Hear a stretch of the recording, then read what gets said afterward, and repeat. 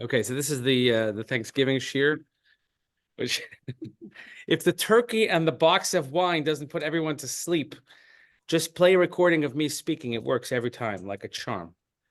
Yeah, it does. Unbelievable. We are now chapter 13. Chapter 13. We're gonna get stuck on the first pasuk for a little bit, only because I have my affinity towards biblical allusions, sort of the modern Tanakh study-ish way of doing things. So we have just finished the conquering of the 31 nations. What we're going to see actually is we're going to pull out two different maps. I'll pull them out shortly. But even though they conquered the nations, it doesn't mean that they had everything. And plus, the Mefarshim go a long way, which is very apropos today, that there's a big difference between conquering and settling. Okay, so you conquered the enemy. Now what? Right? Good question. Not what they keep saying, the term like the day after. What happens then? What happens then? Or we just keep kicking the can down the road. Do we actually deal with these things? I don't know. Like I'm not chacham. I'm just a simple Jew. Okay, so look at the puzzle. Yehoshua zakein ba bayamim vayomer Hashem elav ata zakanta basa vayamim ve'arth nishara harbe me'od l'rishta. That's not a sentence anybody really wants to hear. Okay? Joshua was old, well on in years, and Hashem said to him, as if he didn't know, "You're old. You're well on in years, and very much land still remains to be possessed." So, without looking at anything, like, what does this pasuk mean to you? What? And you could be positive, you could be cynical, whatever you want. It's all good. What do you think? I mean, I know when somebody says to me, I always say there's three stages in life. There's youth, there's middle age, and then there's you look good. This appears somewhere. Oh, yeah. Abraham. Oh, brilliant. Yes. Frisch coming to the rescue. Look at that. Where you go? Yeshivat Frisch in the house. Okay. Class of 87. Class of 87. Okay. I'm not sure if they were serving the same Kool-Aid there that they're serving now, which is just unbelievable.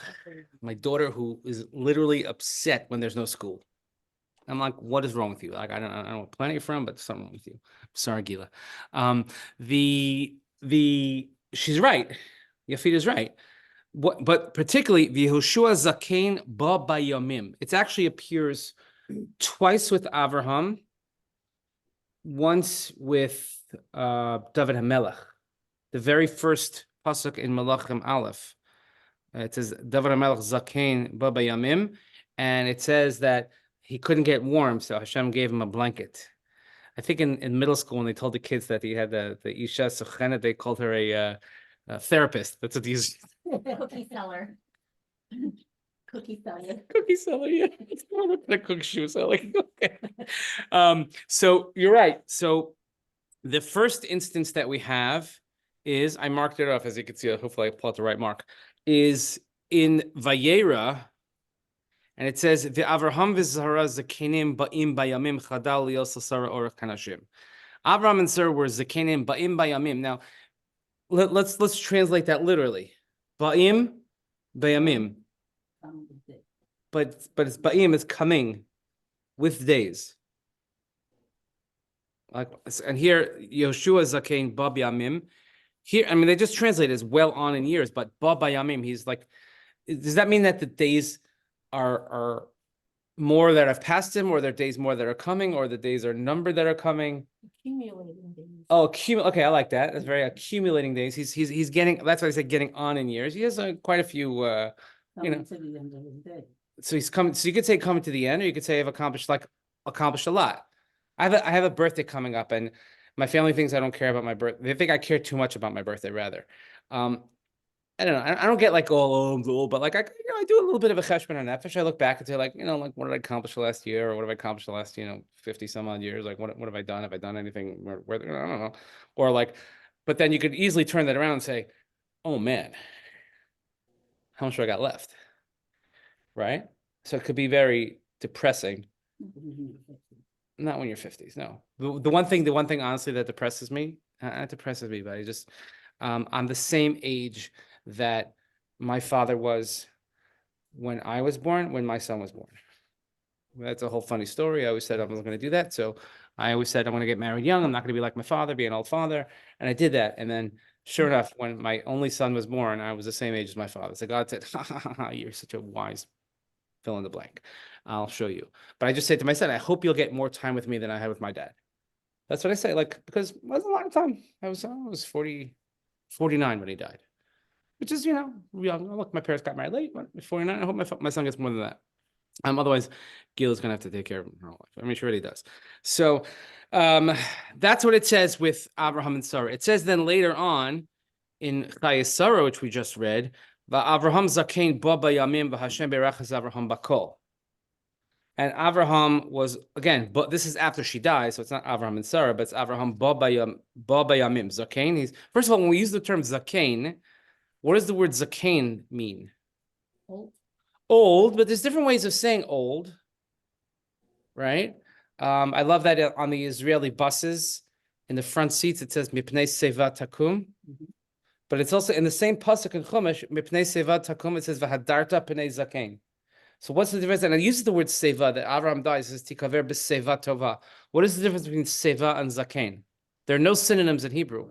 Otherwise, I'm going to have to ask Mimi. Mimi's going to have to come on. She's going to, she say seva is wise. No? Mapshat? גם ישיש זה זקן. Okay. Okay. What'd she say? She speaks Hebrew. Yeah. She wanted to know what you said. She didn't hear you. כן, שומעים אותי. No, we heard you. I didn't, I mean. When you have שיבה, you are זקן. She said kashish. Kashish. קשיש, ישיש, גם ישיש, גם קשיש. מה זה ישיש? What is kashish and yashish? Is that what you put in the pipe? Oh, no, that's hashish. I'm sorry. And this is a Turkish word. It's קשיש. It's disabled. No. קשיש? No. 60. Just like weak. Old. Oh, like straw. Like from the word like straw. It's like you're brittle. Like that. So this old is old, but so interestingly, the Gemara tells us that Zakein is an acronym, not a very good acronym, but it's an acronym that we all remember somehow. It's for Zeh Shekana Chachma. One who acquires wisdom is Zakein. Seva is ripe old age. It's a good age. Sometimes there's a good old, and sometimes there's like not such a good old, right? Sometimes when like, oh my God, he's like 90 years old and he could drive at night, there's that. Or there's some people who are 60 and like you feel like, oh my God, they're like 100 years old, like they can't move anywhere. So like there's difference, obviously in terms of capabilities and qualities, things like that. But we have these. So here it says zakenim. It's in these three contexts, it's zakenim. The first one with Avraham and Sarah talks about how when they couldn't have children, and then all of a sudden the angels come and say, oh, by the way, you're having children. Okay, so that Baba Yamim, and here Avraham it says Hashem berachas Avraham bakol, Hashem blessed him with everything, and then he's going to go and he's going to find a wife for Yitzchak. Some say bakol as he had a daughter. Her name was Bakol. Not a great name. I don't recommend choosing that name for Bakol. I know Okay. someone with that name. With Bakol? Mhm. Yeah. After this pasuk? Someone in Israel. Wow. A religious family. They named that kid that Barakol. Wow. There were no other names in that parsha to pick from? That's why I said to Rabbi Bernstein in Yale, they had a boy, and Baruch Hashem. So he left shul on Shabbos morning in the middle of davening because he knew like something was cooking, right? And I said to his father who's here, I said, please let her hold out. Shabbos is over early. Let her hold out. Please let her hold out till after 5 o'clock. Because, it's Shabbos bris if it's a boy, and also we have a bar mitzvah this Shabbos. I'm like, it'll just be great. Something would be so much easier, right? So Baruch Hashem, Rabbi Bernstein shows back up at Mincha. He didn't have to go. But Sunday morning they went, so we have a Sunday bris. And I said, also, you get to look at the name choices between Toldos and Vayetze. Vayetze, you have almost all of the Shvatim, okay? I'm gonna go on record here. I'm not gonna say it to him. I'm gonna go on record here. Then he can look at the recording afterwards of what I think one of the names will be. Okay. I think one of the names will be Yehuda. I'm going on record here saying it. He didn't tell me anything. I'll tell you my theory why. I bet Gila could figure out why. Why do I think right, Gila, excuse me. Rabbi Bernstein and Yal have the same anniversary. All of our names. That's all of our names. So their oldest daughter is Liba. and we have a daughter, Yocheved. The next daughter is Rachel. Our oldest daughter is Rachel. The third son is Moshe Zalman. We have a Moshe. So therefore, that leaves Yehuda. I'm thinking his name is going to be, there's going to be a Yehuda in there, okay? And it's this week's parsha, Hapam Odes Hashem. I'm calling it right now. And if I'm wrong, I have nothing to lose. If I win, oh, amazing. Okay. Anyway, so we have, but so these are like monumental turn point moments, that's a word, in their lives where it's like, oh my God, you think you've done enough. Like you could call it a pretty good career. Oh, but wait, there's more. If you call now, if you order a second set just for shipping and handling, we'll send you a second set of Ginsu knives. Right? No, because look, Avraham, they were so old. Now they're going to have a kid. He's so old. He's so old. Now you'll see Nachas Yitzchak. Yehoshua, you're so old. You're so old that what happens? Oh, don't worry. You conquered everything. No, we still have to divide the land. In other words, it's almost like a reinvigoration of the career, saying you have a whole lot more that you need to do. So I want to just share with you some of the mefarshim. I didn't copy it all because I didn't want to bore you with all of it. But just on the Chumash itself, when it says Ba'im Bayamim, the Ramban says Ba'im Bayamim Ha'adam b'mei bechurosav yikarei omeid bayamim. When you're young, right? When you're young, you're omeid bayamim. You're standing. Notice, by the way, also the present tense. You always have to be going. You always have to be doing, which parenthetically, sort of kind of not related, but related, is that in the beginning of Sefer Shmos, it says, Ve'elef Shemos b'nei Yisrael. What's the next word? Blank Mitzrayma. No, right? Eilish was but that would make sense, but it says Eilish Shmos b'nei Yisrael Habaim Mitzrayma, that are coming in present tense to Mitzrayim. Rav Soloveitchik, in a notable essay, writes that we always have to view ourselves. Don't get too comfortable. Always view yourself as like you're just coming to Gullus. Like don't get too comfortable and thinking. By the way, does that ring true now more than ever? I don't know. I mean, I'm telling you, more and more and more. Everybody I speak to in Israel, forget about us. What about you? You people in America, how do you walk in the street? How do you go? I'll be honest with you that, I was in Manhattan the other day and I was thinking twice about wearing a kippah on the street. I'm not wearing a hat because, I don't know. And it's so sad. All you see are like the remnants of the posters that have been ripped down. That's what you see, just the corners of the little red in it, okay? I mean, it's some scary times here, okay? Rabbi Stav was here in the middle of davening. The police chief walked in. We have a very good relationship with the police chief. He walked in, so immediately I stopped everything. I called him up to the bima. He said a few words. Everybody applauded. It was great. He was really very supportive. And the rabbi, he told Gila about this. Gila was there for Shabbos last week, and he brought it up at the table, and he says, I can't believe it. It's the most unbelievable thing I've ever seen in my life. The police chief comes to your shul. But what struck him is he said, wow, you must really have a problem. Like, why would the police have to come here? I'm like, yeah, we have a problem. We do. We absolutely do. In Caldwell, there was a bat mitzvah this past Shabbos. And Agudath Israel, it was a bomb scare. They had to leave in the middle of davening. And they had to go and finish. They finished part of it in the church, in the parking, I don't know, whatever it was. But I asked the most important question. What happened with the Kiddush? Did they get scared out of the Kiddush? And they said, no, Baruch Hashem, it worked out. They finished. But that's what we're up against, okay? So, Ba'im is that there's a present tense. So the Ramban says that a person is omeid bayamim. V'yikaru yamav kihem shalo. They're your days because they're yours. What you do with it, how you spend your time, that's what you possess. That's what you own. When you walk away with life, all you have is your deeds, your actions, but your days, how did you spend them? Okay? B'lashones mispar yamecha amalei. Aval kasher yazkin v'yichya yamim rabin merov b'nei ha'adam b'daro yikara bar be'amim. So the Ramban says that when a person gets older and he lives a long time, certainly more than other people do in his generation, it's called ba bayamim. It said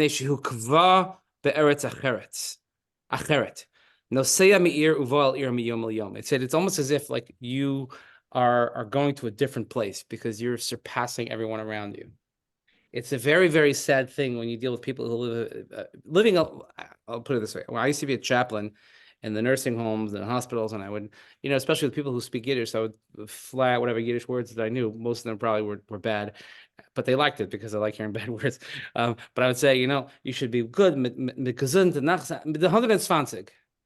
till 120. And I remember once a woman said to me, she said, "Chas v'shalom. I don't want to live that long." It's very hard for people when they get, let's say, into their 90s, and they have, when they have a funeral that could only be a graveside funeral because there's nobody to go.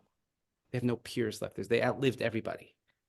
They've there's no one to relate to. It's a very, very lonely type of life. Okay. So he says, as if like Baba Yamim, it's like you're coming into a new stage every single time. It's like every day is a new adventure because, nobody's been there before. Right. The later on, the Klayaka writes, Harbe Mefarshim Tamahu Halok Varnemar of Avraham Visar Zakinim Bayamim. Why does it say a second time with Avraham that he got old Bayamim? It already said it with Avraham and Sarah, and this is after she died. So did he get old again? There's old and there's older and there's older. I'm sure it's happened when you haven't seen someone in a while. It happened to a lot of people after COVID. After COVID, when we didn't see people for a while in person, you saw them and you're like, you try to like act normally, like, whoa, right? Like what happened to you? People, there's a lot, whatever, lots of reasons. They say that's the story with Yosef and his brothers, why they didn't recognize him. They said he grew a beard. People had some of those crazy COVID beards. They look like the Unabomber, like those Unabomber, like really let themselves go. Some people, and then when they got like, cleaned up again, you're like, oh my gosh, okay. He says, he says it's 37 years difference. It says that Abraham and Sarah got old, and 37 years later, it says that Abraham was old again. And he says the Medrash concludes, once they had a child, Hashem returned them to their youth. Whether it's physically, emotionally, however you want to categorize that, but certainly you can imagine that if you're 90 and 100 respectively, and you have a child, it's going to make you young. I cannot imagine this. I'm in the middle of having a child that I'm really old for, and I don't know what to do with it. Okay, I'm thinking like, oh my God, I can't keep up. My son, when he gets mad at me, you know how he insults me? Because kids, like, I guess not. You're so old. That's what he says to me. I'm like, yes, I am. So what? What do you tell me something I don't know? He says, yeah, that makes sense. He said, but there's no proof of this in the pasuk. The Klayakar being very literal here. V'yesh omrim ba'im moreh al azmanahu ki havalei lamemer ba'u. He says, no, it's referring to that specific period because it should have said zikenim ba'u, that they were old or they came old. Not they are becoming old. So he says it must be referring to a present moment. He says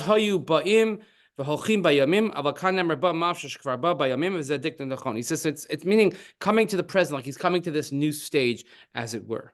And he says, he goes on to a whole thing about what it means to have 2 verses 1, et cetera, but the Medrash also points out, it's in Medrash Rabbah, and it's also in the Zohar, it's in, I think, Siman Nun Tes, that the Ba Bayamim means that the every single day he looked at as a present, not a past, and that every day he worked. We're talking about Yehoshua here, that and much like Abraham, that he never stopped working. He never stopped. What was his work? His work was the service of God. He never stopped trying to become closer to HaKadosh Baruch Hu, and therefore, in a similar vein, Yehoshua also never stopped his mission. And even though he's getting older and he could slow down, sometimes he could say, "Yeah, you know what? I could take a break. I could take it easy now, right?" I take the moral list from my Rebbe, Rabbi Beryl Wine, who's 90 years old.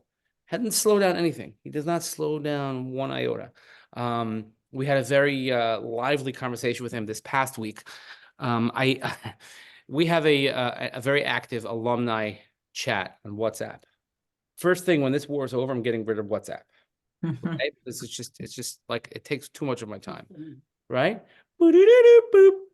I don't even have the sounds on, but when you land on the plane in Israel, everybody turns on their phones. It's like, so the WhatsApp chats that you're on are mostly for 3 or 4 people that have way too much time on their hands, and everybody else is just lurking. Okay, that's one. Okay, everybody's and then so one of the Talmidim was with Rabbi Wine, and I don't know if you knew this. So at the rally last week, which was tremendous. It was really something. It was a Kiddush Hashem. It was super well organized considering how little time they had to get that together. I thought it was very, very well attended. Everybody behaved beautifully.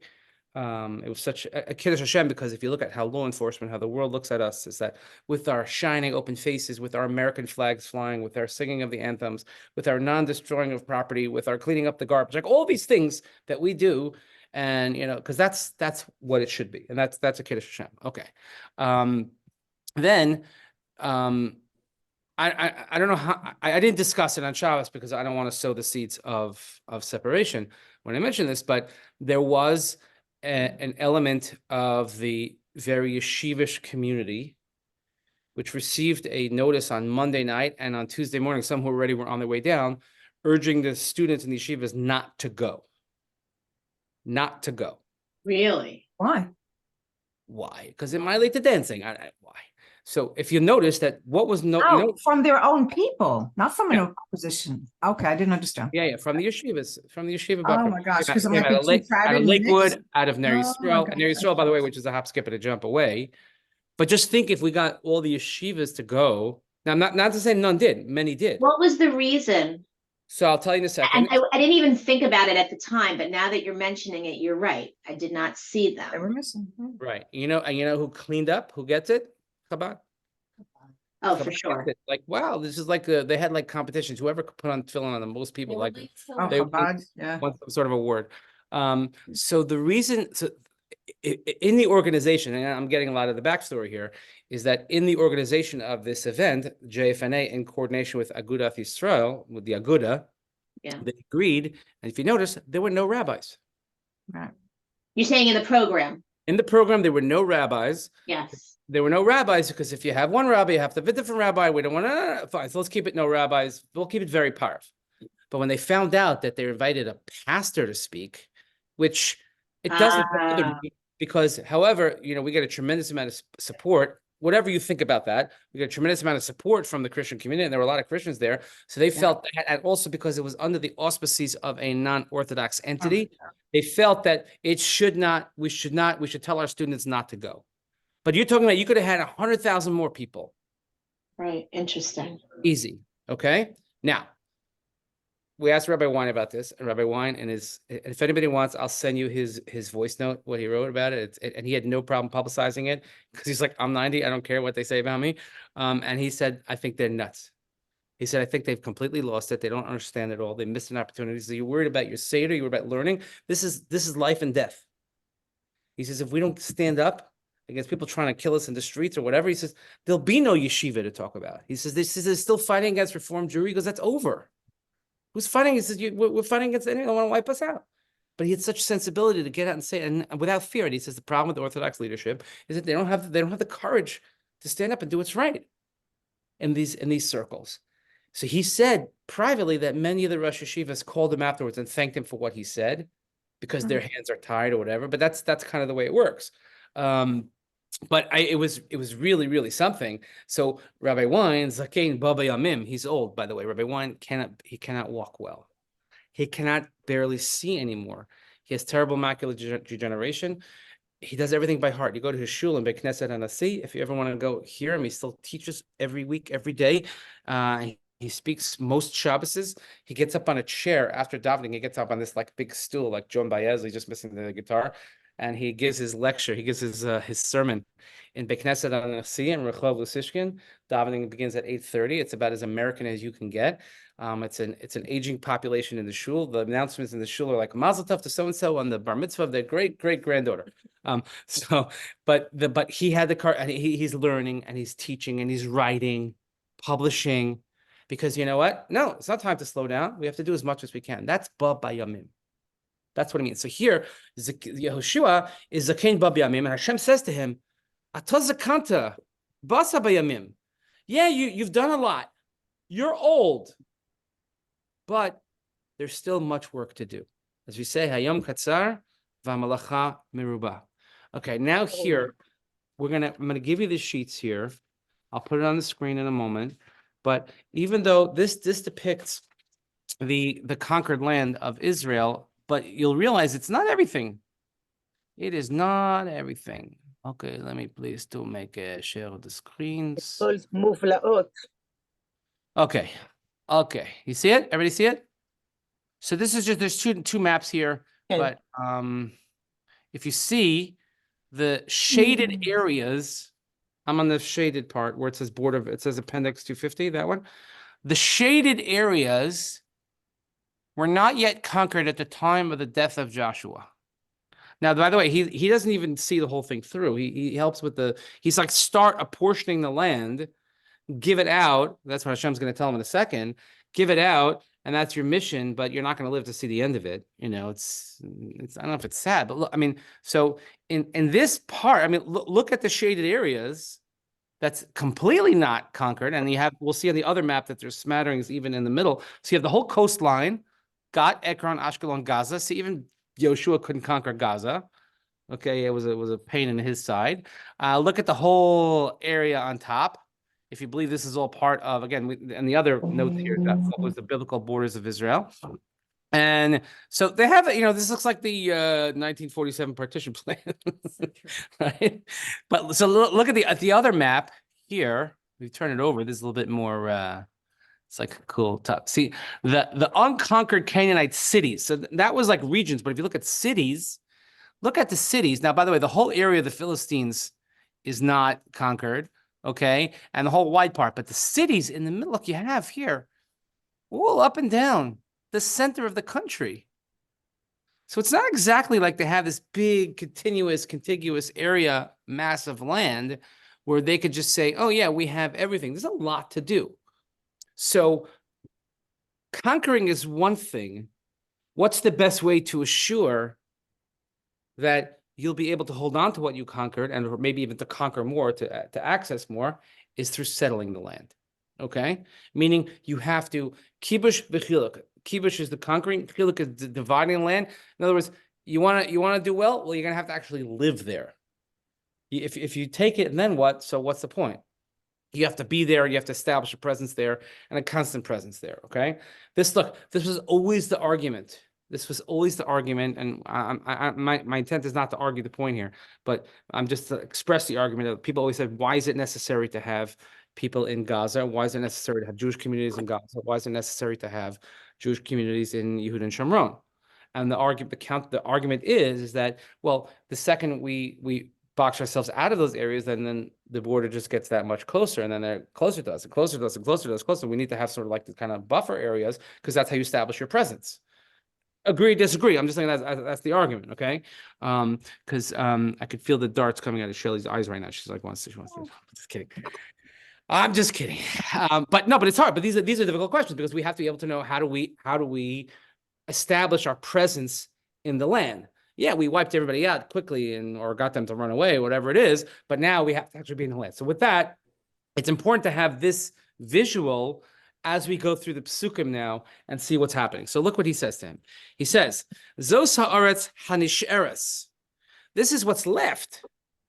He lists all the places that are left. Kol glilot ha'plishtim v'chol ha'geshuri. The entire district of the Philistines in the Geshurite territory. Okay, so you can see here look at the Philistines here on the lower left. That's the whole plain, the coastal plains, which of course much of the Via Maris, which was a very, very important route when you're coming from anywhere in the Middle East down to the coast, and then you go down on the way to Egypt, you go that way. That's an important route that we see many times in Tanakh. The whole Geshur area, look at that, on the right side of the Kinneret. On the right side of the Kinneret, that whole area, which is beautiful, by the way, but you see all that still remains to be conquered. Minha shichor asher al pnei Mitzrayim v'ad gvul Ekron tzafona laktani techashev chameshet sarnei plishtim ha'azati ha'ashdodi ha'ashkalini ha'giti ha'vekrani v'ha'avim. You have the Shiur that is before Egypt. Again, just listing all these borders. That's what the map is. Why the map is very, very helpful. From the border of Ekron northward is considered to be Canaanite. The 5 governors of the Philistines: Gaza, Ashdod, Ashkelon, Gat, Ekron, and the Avitz. I don't know why there's 6. It says 5. But these, by the way, these are cities of the Plishtim, which become a thorn in the side of the Jewish people. Again, through Shimshon and all that, the Plishtim are constantly there. Okay, Miteman, Kol Eretz HaKnani, on the south, you have all the lands of the Canaanites. You have the plain of God at the foot. The the Sidonians to Afeka, to the border of the Amorites. Haaretz Hagivli, v'chol halavanon mizrach hashemesh, mibal Gad tachas har Chaman alavo Chamas. The land of the Giblites and all the Lebanon towards the rising sun to the east. From the plain of God to the foot of Mount Hermon until the approach of Hamas. Okay, look, you see it. There's Hermon all the way up, going all the way up this here, all the whole area here. Okay, it's a lot. By the way, it's a lot to have, and it's a lot that they don't have. So it's not like this was such a cakewalk. There's still a lot of work to do. Kol yoshvei hahar min al-Lebanon misrifot mayan kol tzidonim anochi orishem b'nei Yisrael rak hapileha liYisrael b'nachalak asher tzivisicha. In other words, yeah, we conquered 31 kings, but there's so much more to do, Yehoshua. And Hashem says to him, he says, don't worry. He says, all the inhabitants of the mountains from Lebanon to Misrefot Mayim, the Sidonians, I will drive them out on behalf of the children of Israel. All you have to do, you just give it out. You give it out as a heritage. Hapileha, the word hapileha is like the word nafol, because when it talked about the terms of the division of the land, it always uses the word tipol, like this one tipol nachala, tipol in the psukim in Bamidbar, when it talks about the boundaries and the tribal ancestries, that always the word this will fall to you in your possession, and nachala as an inheritance, ka'asher tzivisicha, just like I commanded you. Va'ata. So now you have to divide this land as a heritage for 9.5 tribes. 9 tribes and half of Manasseh, because the other 2.5, as we know, as we're going to say in a second, they were on the eastern side in what was Transjordan.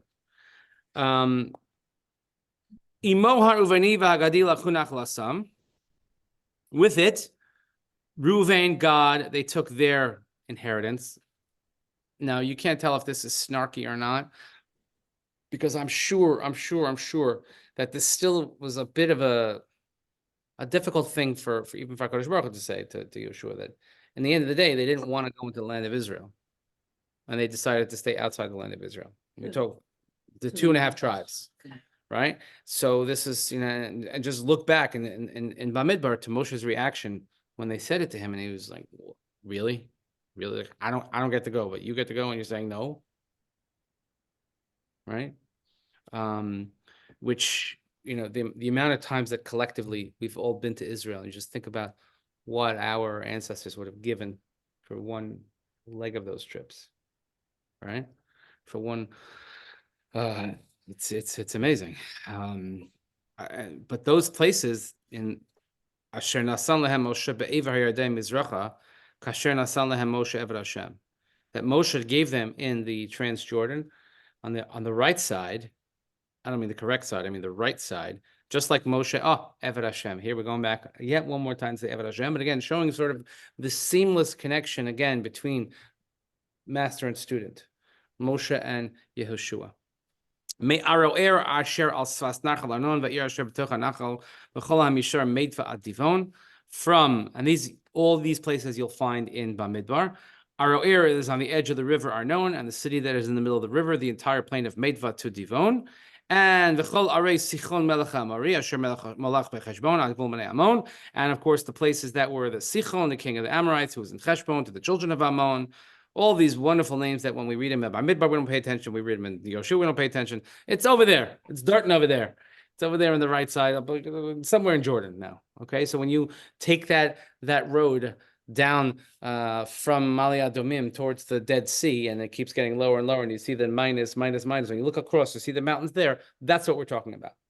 Okay, when you first see the date trees at the bottom, you want to make a right to go to Masada, make a left to go to Beit Shan and go north, whatever. And you want to go get baptized. If you go straight, go right into the Jordan River there. It's anybody ever see that? Yeah. People Some of them getting baptized. People getting baptized? Yes. Awesome. Yeah. That's from. We are so not from, let me tell you. We they know how to do from, really. Whew. I never see that we get that sort of like religious fervor. I don't know, maybe because we're Well, maybe women do it the mikveh. I mean, I can't really say either. certainly cannot answer that, and I really don't want to know. But I don't know. I mean, I know it's a very spiritual experience. Spiritual. But the fervor, you see like when these evangelists and stuff, and people like it's shaded, trembling, like I don't know what that is. We Jews don't do that. I remember the first time years ago when I went to it wasn't an interfaith event, but to be nice in the community, so we went to they had a joint Martin Luther King, and it was held in one of the Reformed synagogues. So I went, and every time he would say something, people, Amen, brother, hallelujah. I'm like, what? What's going on? And was standing next to a Christian who was doing that. Yeah. And started doing, and they said they felt like completely different. Yeah. It was an article about how like different they felt. Good different? Good different. Good different. Okay, maybe Matt, we should do that. I'm gonna encourage everybody. Okay, when I speak this Shabbos, just repeat every last word of every sentence that I make. Okay. We have Okay. a mitzvah this show. It'd be great for the Brahms. Okay, and you're gonna be such an asset to class. Like, Klal Yisrael, I like it. do the mitzvahs. Put on the tefillin. I think that'd be great. I Wait, think it's a really good idea. we should try it. We should try it. Okay. The Sometimes flip side, which is depressing, is I've been to bar mitzvahs in Israel and different things, and they don't even know how to say amen when you're saying Kaddish, many of them. It's so it's it's so so basic. yeah. And I it's awful. I tell this story that I once when I was in Shelley, you know the shul in Herzliya Pituach, the Rav Herzog shul.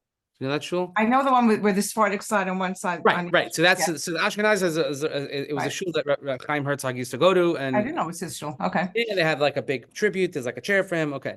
So I went in there. It was Shabbos, nice, like a lot of Anglos, mostly South African and nice, very nice.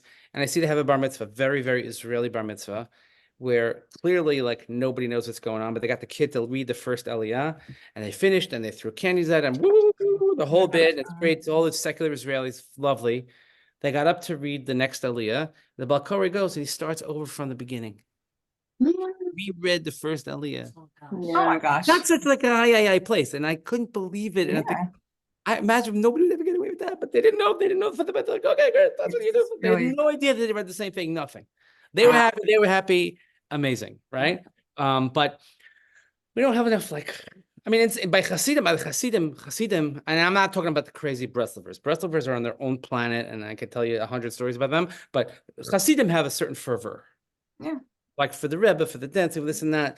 But it's very hard to feel part of it if you're not part of them. Hmm. It's really hard. So, but we lack that. I guess we're too refined. We're not refined enough that we can't keep quiet in shul, but we're too refined that we can't get too excited in shul. Right? Okay. Thinking a lot of things here today. This is good. That's what happens when we spend 9 hours on a bus last sheer day. This is what happens. Okay. By the way, the fact that we survived that bus ride is a miracle in and of itself. And What time did Eitz Klein get in to town, to Livingston? 9 something? It wasn't late. It wasn't late. Yeah. Because they stopped though. They stopped to have dinner first. Okay. Yeah. Okay. So then we have Gilad. Okay. All those places from Og and those places that Moshe conquered. They did not. Children of Israel did not drive out the Geshurites and the Ma'achatites. Rather, Vayeshiv Geshur Ma'achas Bekerev Yisrael Ad Yom Hazeh. But they dwelt in the midst of Israel until this day. I haven't seen a Ma'achatite in a long time, and I certainly haven't seen a Geshurite, but whatever that means. Can you explain I have a question. I'm sorry. Can you explain the concept of Ad Hayom Hazeh being written in a book that was written so long ago?